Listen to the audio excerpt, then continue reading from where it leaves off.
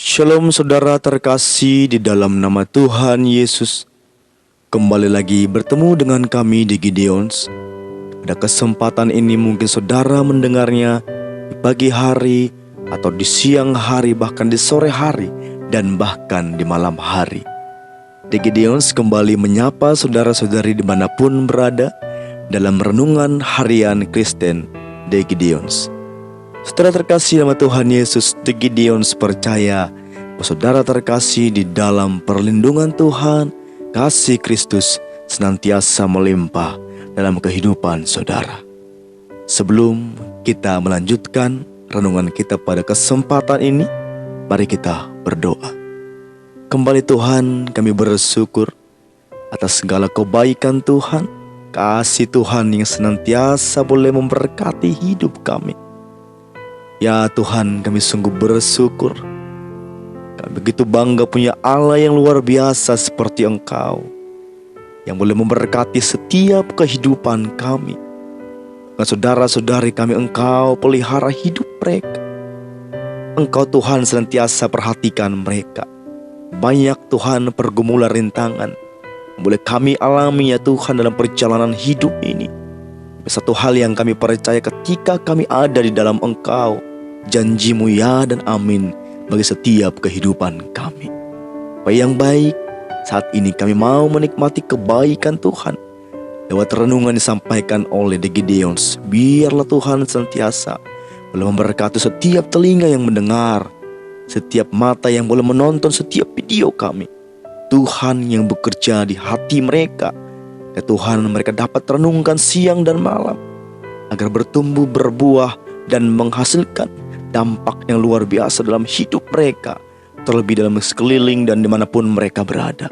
Menjadi saksi-Mu Tuhan, Bapa yang baik dimanapun mereka berada. Terima kasih Tuhan. Gideon siap menyampaikan, saudara-saudari kami siap mendengarkan. Dalam nama Tuhan Yesus kami berdoa dan mengucap syukur. Haleluya. Amin.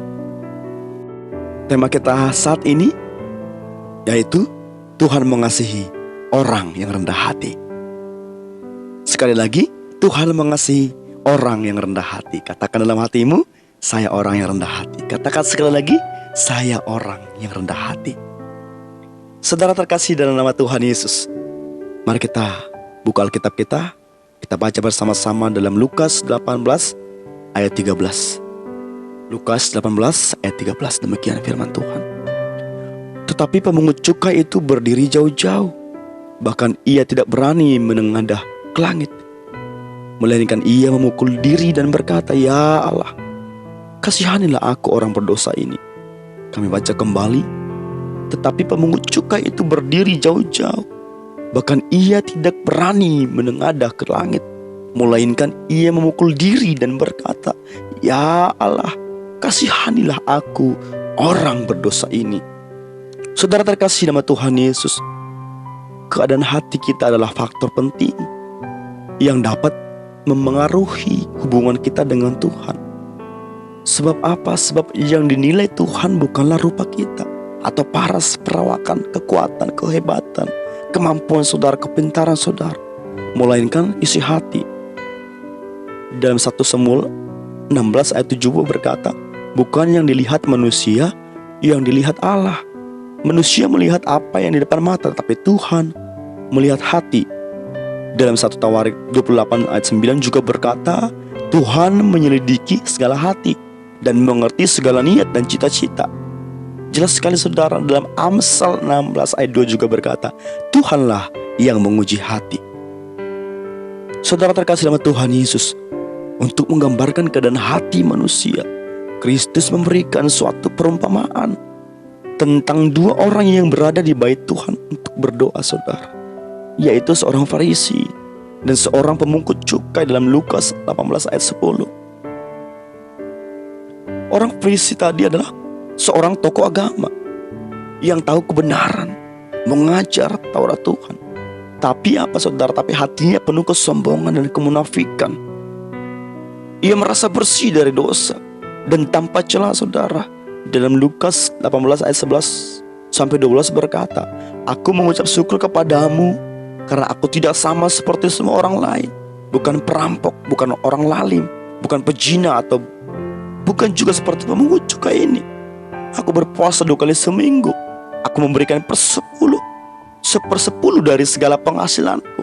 Bayangkan saudara, karena merasa dirinya sudah suci dan tak bercacat celah, orang Farisi ini merasa tidak lagi memerlukan belas kasihan dan anugerah keselamatan dari Tuhan, saudara. Sikap yang bertolak belakang justru ditunjukkan si pemungut cukai yang tadi, saudara. Dalam Lukas 18 ayat 3 tadi berkata, berdiri jauh-jauh, bahkan ia tidak berani menengadah ke langit, melainkan ia memukul diri dan berkata, ya Allah, kasihanilah aku orang berdosa ini. Pengakuan jujur, saudara, yang disertai dengan kerendahan hati yang ditunjukkan si pemungut cukai tadi, saudara, telah mengetuk pintu rahmat Tuhan. Pemazmur menyatakan bahwa korban sembelihan kepada Tuhan ialah jiwa yang hancur. Ada jiwa yang hancur di sana, ada hati yang patah dan remuk, dan bahkan itu tidak dipandang hina oleh Tuhan. Dalam Mazmur 51 ayat 19 Tuhan berkata, juga dalam Lukas 18 ayat 14 berkata, orang ini pulang ke rumahnya sebagai orang yang dibenarkan Allah, dan orang lain itu tidak. Yang mana, saudara? Yang merasa hebat tadi, yang merasa tidak berdosa, yang merasa suci, tak bercacat. Sebab barang siapa meninggikan diri, ia akan direndahkan, dan barang siapa merendahkan diri, ia akan ditinggikan. Lukas 18:14, saudara. Tuhan benci hati yang sombong.